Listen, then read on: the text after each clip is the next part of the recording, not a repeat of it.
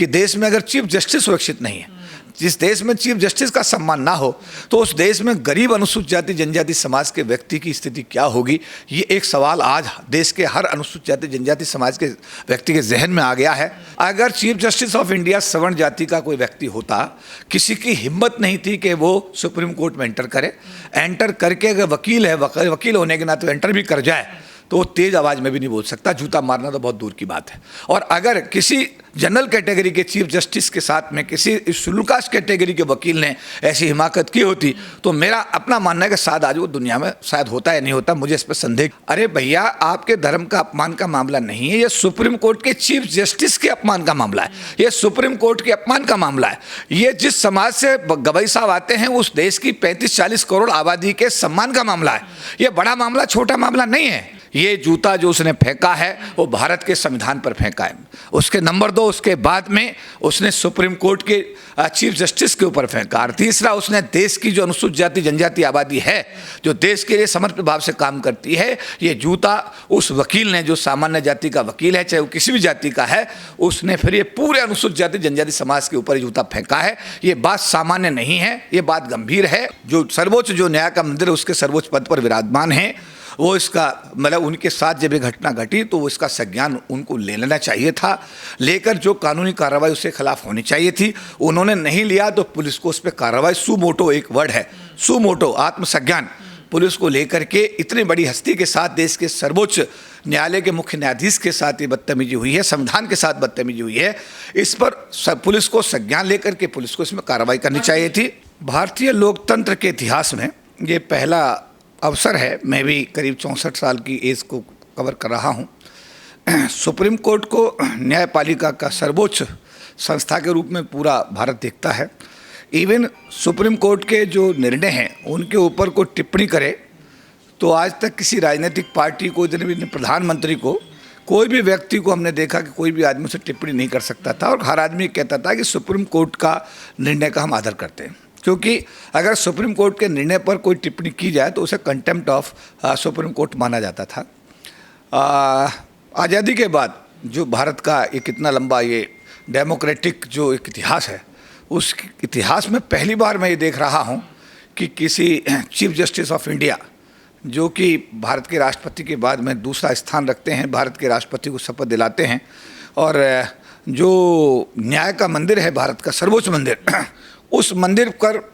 जो आदमी आज पद होल्ड किए हुए सुप्रीम कोर्ट के चीफ जस्टिस का, मैं तो कहूँगा कि ये सौभाग्य है, परम पूज्य बाबा साहब डॉक्टर अंबेडकर जी का आशीर्वाद है कि आज अनुसूचित जाति समाज का एक दूसरा व्यक्ति जस्टिस के जी बालाकृष्ण के बाद में आज एक बार पुनः भारत के सुप्रीम कोर्ट का चीफ जस्टिस बना। लेकिन ये कहा जा रहा है कि सनातन का विरोध क्या है? देखिए, जहाँ तक जस्टिस गवई ने स्वयं भी अपने वक्तव्य में कहा है कि मैं भारत में सभी धर्मों का आदर करता हूँ, और उनके बारे में ये बताया जा रहा है कि वो आज के जज नहीं हैं, वो बड़े लंबे समय से जज हैं। उनका पूरा परिवार, अगर भारत में देखा जाए तो उनका पूरा परिवार एक सामाजिक परिवार है। उनके पिताजी 2 राज्यों के गवर्नर, बिहार और केरल के गवर्नर रहे हैं। रिपब्लिकन पार्टी ऑफ इंडिया जो बाबा साहब ने बनाया, इस पार्टी के राष्ट्रीय अध्यक्ष रहे हैं। एक संभ्रांत परिवार है, एक सामाजिक परिवार है। और जस्टिस गवई की जो नेचर है वो हमेशा कंट्रोवर्शियल कभी नहीं रहे, हमेशा वो नॉन कंट्रोवर्शियल उनका कैरेक्टर है। उनके निर्णय भी जो दिए गए हैं वो बहुत ही मतलब दूरदृष्टि के रूप में उनको लिया जाता है। तो जस्टिस गवई का पूरा जो जीवन है वो निर्विवाद, उसमें कोई विवाद नहीं रहा है। फिर सनातन की आड़ क्यों ली जा रही है? देखिए, ये भारत एक प्रजातांत्रिक देश है, इसमें किसी भी व्यक्ति को अभिव्यक्ति की आज़ादी है, अपनी बात कहने का उसको हक है, लेकिन इतना भी हक नहीं है कि वो सुप्रीम कोर्ट के चीफ जस्टिस के चैम्बर में जाए और वहाँ चीफ जस्टिस के निर्णय के खिलाफ वहाँ पर वो जूता निकाल करके उसको मारने की कोशिश करे। तो निश्चित रूप से ये भारत की डेमोक्रेसी के लिए, भारत के संविधान के लिए, और विशेष रूप से इस देश का जो अनुसूचित जाति जनजाति, ओबीसी और गरीब समाज के जो लोग हैं, उन सब के लिए निश्चित रूप से ये बहुत ही अपने आप में एक चिंता का विषय है कि देश में अगर चीफ जस्टिस सुरक्षित नहीं है, जिस देश में चीफ जस्टिस का सम्मान ना हो, तो उस देश में गरीब अनुसूचित जाति जनजाति समाज के व्यक्ति की स्थिति क्या होगी। ये एक सवाल आज देश के हर अनुसूचित जाति जनजाति समाज के व्यक्ति के जहन में आ गया है। कल हरियाणा में जो हरियाणा कैडर के IPS अधिकारी जो अनुसूचित जाति समाज से बताए जाते हैं, और वो एडिशनल डीजीपी रैंक में थे, उन्होंने भी जातिगत जो उनके साथ में भेदभाव हुआ, जो उनके साथ में उनकी घरवाली भी आईएएस बताई जाती हैं, उन्होंने भी कल उनका भी कल डेड बॉडी मिली है उनके अपने घर में, वो भी पुलिस उसमें जांच कर रही है। इसके अलावा पिछले दिनों राष्ट्रीय अनुसूचित जाति आयोग के चेयरमैन विजय सांपला जी का इस्तीफा सरकार द्वारा ले लिया गया, क्योंकि वो अनुसूचित जाति समाज के लोगों के हितों के लिए बहुत अच्छा काम कर रहे थे। पिछले दिनों जब जस्टिस सुरेश कैत मध्य प्रदेश हाईकोर्ट के चीफ जस्टिस थे, तो उन्होंने भारत के संविधान निर्माता की मूर्ति लगाने का आदेश दिया, और उस आदेश के बावजूद ग्वालियर की जो खंडपीठ थी मध्य प्रदेश हाईकोर्ट की, उसमें वो मूर्ति आज तक नहीं लग पाई। इसको उल्टा कर लिया जाए, उनकी जगह अगर कोई और दूसरी कास्ट का पर या सवर्ण क्लास का आदमी होता तो क्या ऐसा जूता लगता उनको? अगर चीफ जस्टिस ऑफ इंडिया सवर्ण जाति का कोई व्यक्ति होता, किसी की हिम्मत नहीं थी कि वो सुप्रीम कोर्ट में एंटर करे, एंटर करके अगर वकील है, वकील होने के नाते एंटर भी कर जाए तो वो तेज आवाज में भी नहीं बोल सकता, जूता मारना तो बहुत दूर की बात है। और अगर किसी जनरल कैटेगरी के चीफ जस्टिस के साथ में किसी शेड्यूल कास्ट कैटेगरी के वकील ने ऐसी हिमाकत की होती, तो मेरा अपना मानना है कि शायद आज वो दुनिया में शायद होता या नहीं होता, मुझे इस पर संदेह, क्योंकि देश की जो जातिगत व्यवस्था है वो व्यवस्था इस तरीके से डिजाइन की गई है कि उसमें अगर कोई सनातन धर्म की बात करता है, उसमें जो धर्मगुरु हैं वो भी सामने आ जाते हैं, उसके बाद जो कथा वाचक है वो भी सामने आ जाते हैं कि साहब हमारे धर्म का अपमान हो रहा है। अरे भैया, आपके धर्म का अपमान का मामला नहीं है, ये सुप्रीम कोर्ट के चीफ जस्टिस के अपमान का मामला है, ये सुप्रीम कोर्ट के अपमान का मामला है। ये जिस समाज से गवई साहब आते हैं उस देश की 35-40 करोड़ आबादी के सम्मान का मामला है। ये बड़ा मामला छोटा मामला नहीं है। और आप लोगों ने जो इसको, ये जूता सीजेआई साहब को लगा है या लोकतंत्र को लगा? मैं ये मानता हूं सबसे पहले ये जूता जो उसने फेंका है वो भारत के संविधान पर फेंका है। उसके नंबर 2, उसके बाद में उसने सुप्रीम कोर्ट के चीफ जस्टिस के ऊपर फेंका, और तीसरा उसने देश की जो अनुसूचित जाति जनजाति आबादी है, जो देश के लिए समर्पित भाव से काम करती है, ये जूता उस वकील ने, जो सामान्य जाति का वकील है, चाहे वो किसी भी जाति का है, उसने फिर ये पूरे अनुसूचित जाति जनजाति समाज के ऊपर जूता फेंका है। ये बात सामान्य नहीं है, ये बात गंभीर है। कार्रवाई ना होना किस तरफ ले जाता है सर? देखिए, देश का सिस्टम, मैं ये कहता हूँ, बेटी हमारे समाज की गरीब परिवार से हम लोग आते हैं, हमारी समाज की जो बेटियां हैं उनके साथ जबरन रेप होता है, रेप करके उनकी हत्या कर दी जाती है, हत्या करके उन्हीं की चुन्नी से गला घोट करके उन्हें उनके पेट से उसको पेट से टांग दिया जाता है। पुलिस अधिकारी आते हैं, न्याय करने की बजाय वो उसको सुसाइड केस करके रेप फाइल को बंद कर देते हैं। तो देश का जो सिस्टम है वो सिस्टम अनुसूचित जाति जनजाति समाज के साथ, ना देहात में, ना शहर में, ना सरकार की नौकरी में, ना खेत और खलिहान में, देश के किसी भी कोने में देश का सिस्टम अनुसूचित जाति जनजाति समाज के लोगों को सपोर्ट नहीं करता है। इसीलिए राष्ट्रीय अनुसूचित जाति आयोग बनाया गया, राष्ट्रीय अनुसूचित जनजाति आयोग बनाया गया, अनुसूचित जाति जनजाति संसदीय कल्याण समिति बनाई गई, एक सोशल जस्टिस डिपार्टमेंट बनाया गया, बहुत सारी चीज़ें बनाई गई हैं सरकार के द्वारा। इसीलिए बनाई गई क्योंकि कानून के जो प्रावधान हैं, जो अनुसूचित जाति जनजाति को प्रोटेक्ट करने के लिए बनाए गए हैं, उनका अनुपालन देश में होना चाहिए। गवई साहब ने खुद भी तो कार्रवाई कर सकते थे ना। वो अगर गवई साहब ने कार्रवाई नहीं करी तो दिल्ली पुलिस कर सकती है। अपराध तो क्या है ना सर, देखिए ना, दिल्ली पुलिस ने कार्रवाई निश्चित रूप से जो आप बात कह रहे हैं, गवई साहब चीफ जस्टिस हैं, वो सर्वोच्च जो न्याय का मंदिर है उसके सर्वोच्च पद पर विराजमान हैं। वो इसका मतलब उनके साथ जब ये घटना घटी तो इसका संज्ञान उनको ले लेना चाहिए था, लेकर जो कानूनी कार्रवाई उसके खिलाफ होनी चाहिए थी उन्होंने नहीं लिया। तो पुलिस को उस पर कार्रवाई, सुमोटो एक वर्ड है, सुमोटो आत्मसंज्ञान, पुलिस को लेकर के इतनी बड़ी हस्ती के साथ, देश के सर्वोच्च न्यायालय के मुख्य न्यायाधीश के साथ ये बदतमीजी हुई है, संविधान के साथ बदतमीजी हुई है, इस पर पुलिस को संज्ञान लेकर के पुलिस को इसमें कार्रवाई करनी चाहिए थी। और अगर पुलिस ने कार्रवाई नहीं की तो भारत के माननीय प्रधानमंत्री जी, जो भारत के शासन अध्यक्ष हैं, उसको इस विषय की गंभीरता को समझते हुए इसमें अपनी तरफ से उनको भी उचित दिशा निर्देश जारी करके कार्रवाई करानी चाहिए थी। और इस घटना का समर्थन करने वाले तो आ गए ना सर, देखिए जश्न मना रहे हैं।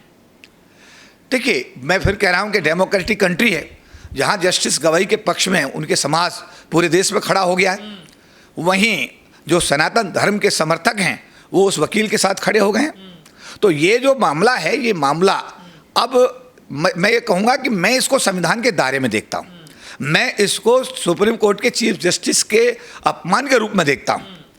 कुछ दूसरे लोग इसको सनातन धर्म के, दुनिया में कैसा मैसेज जाएगा सर कि भारत के सीजीआई को जूता मारा जा रहा है? नहीं, ये तो देखिए, मैं कहूंगा कि भारत के महामहिम राष्ट्रपति को भी इसमें संज्ञान लेना चाहिए, भारत के मतलब माननीय प्रधानमंत्री जी को इसमें संज्ञान लेना चाहिए, भारत के गृह मंत्री जी को इसमें संज्ञान लेना चाहिए था और चाहिए। और ऐसा है कि क्योंकि ये संदेश भारत तक सीमित नहीं है, ये संदेश तो पूरे विश्व में चर्चा का विषय बनेगा। देखिए, सनातन धर्म के लोग विश्व में भी फैले हुए हैं और अम्बेडकरवादी पूरे विश्व में फैले हुए हैं, तो ये समस्या भारत तक सीमित नहीं है। ये जो इशू है ये पूरी दुनिया में चर्चा का विषय बन रहा है। इसलिए इसमें मैं कहूँगा कि सरकार को अपनी जिम्मेदारी को समझते हुए इसमें इस विषय की गंभीरता को समझना चाहिए। जो दोषी लोग इसमें जो दोषी लोग हैं, जिन्होंने सुप्रीम कोर्ट की, मैं कहूँगा कि अवमानना की है, सुप्रीम कोर्ट का अपमान किया है, सुप्रीम कोर्ट के चीफ जस्टिस का अपमान किया है, और जिस समाज से गवई साहब आते हैं उस समाज के लोग भी आहत और अपने आप को अपमानित महसूस कर रहे हैं। इसमें मैं सरकार से ये मांग करूँगा कि सरकार को इसमें संज्ञान लेते हुए त्वरित कार्रवाई करते हुए ये जो विवाद की स्थिति है इसको निपटाने की एक पहल करनी चाहिए। जो आरोपी है वो ये कह रहा है कि मुझे परमात्मा का आदेश हुआ है, मुझे रात को नींद नहीं आती थी, परमात्मा कहते थे जाके मारिए जूता करिए, मैंने पूरी प्लानिंग के साथ किया है, बताइए परमात्मा का आदेश हुआ है। देखिए, ये जो आप बात कह रहे हैं, आजकल परमात्मा का आत्मा का जो विषय है इसका कोई जिक्र इस भारत के संविधान में नहीं है। भारत संविधान से चलता है और संविधान में इन चीज़ों की कोई व्यवस्था नहीं है। उस आदमी ने अपना जूता निकाल करके जो भी सुप्रीम कोर्ट के चीफ जस्टिस के चैम्बर में आकर के जो कृत्य किया है वो निंदनीय भी है और संविधान विरोधी भी है, और संविधान में प्रदत्त प्रावधानों के तहत उसके खिलाफ कानूनी कार्रवाई होनी निश्चित होनी चाहिए थी, जो अभी तक नहीं हुई है। और जिससे मैं कहूँगा कि जितने देश के अम्बेडकरवादी हैं, अनुसूचित जाति जनजाति समाज के मानने वाले हैं, उसी समाज के मानने वाले हैं, बाबा साहब के अनुयायी हैं, वो ये मानते हैं कि हमारे बाबा साहब के संविधान का ये सीधा सीधा उल्लंघन का मामला है। ये सीजीआई पर हमला नहीं है, बल्कि बाबा साहब अम्बेडकर के अनुयायी यानी कि देश के अनुसूचित जाति जनजाति समाज से गवई साहब आते हैं, ये पूरे समाज पर हमला है। और मुझे ऐसा लगता है कि आने वाले दिनों में सरकार को इस गंभीरता को समझना चाहिए और सरकार को अपनी जिम्मेदारी समझते हुए इसमें त्वरित कार्रवाई करते हुए इस विवाद का एक सम्मानजनक हल निकालने की कोशिश करनी चाहिए। दलित कितनी ही बड़ी कुर्सी पे बैठ जाए, कितना भी बुद्धिजीवी हो जाए, रहेगा दलित का दलित, क्या वो उसका कोई सम्मान नहीं। देखिए, भारत की भूमि में तो ये बात तय है जो आपने कहा, भारत की भूमि में तो ये बात तय है कि एक आईपीएस अधिकारी, मुझे जानकारी नहीं है बट जैसा सोशल मीडिया से मिला है कि जो आईपीएस अधिकारी, इसने हरियाणा कैडर के अधिकारी ने जो भी उनकी डेड बॉडी मिली है, एक आईपीएस अधिकारी एडिशनल डीजीपी रैंक का अधिकारी अगर मान लिया उसकी या तो उसने सुसाइड किया या उसकी हत्या हुई, जो भी पोजीशन है,